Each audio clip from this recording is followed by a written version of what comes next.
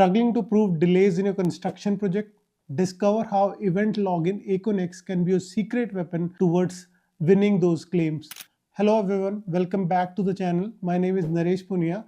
In today's video, we are going to talk about how the event log can be useful in claims. So if you are new to the channel, I have already made some videos on Aconex. It will be linked somewhere here, and you can also access them by visiting the Aconex playlist.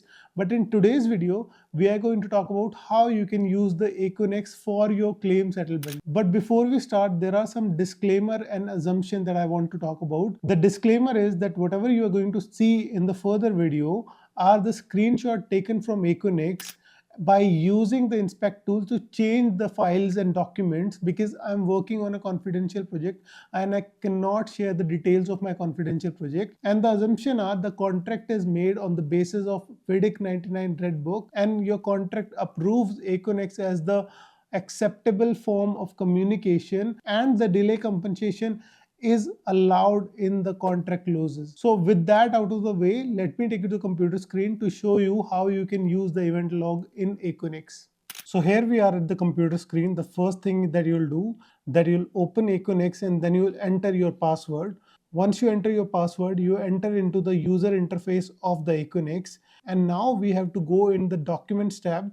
So we are in the documents tab now.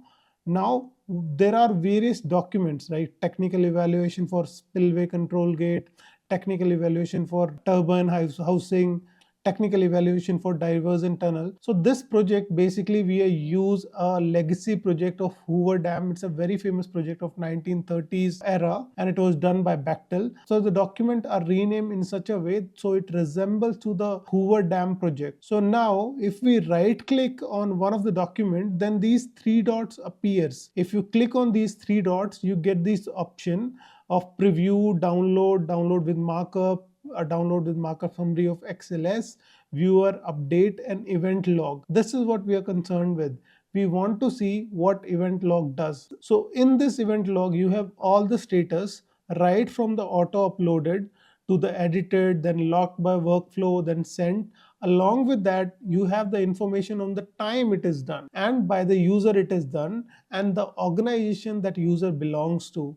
We are assuming that the technical evaluation for diversion tunnel is in Bechtel scope, because Bechtel is responsible for design and the supervision of the project. So now if you see that the status is changed to approved on September, and the document was received on 28th of August. So this time we are assuming that there is a delay. So by using this document, we can clearly say that there is delay more than the stipulated time that is given on the contract. Let's say the contract allows 5 days to Bechtel and Bechtel has taken more time, then the contractor can claim for this delay. So this was a little something about proving your delays by using the event log in Aconex.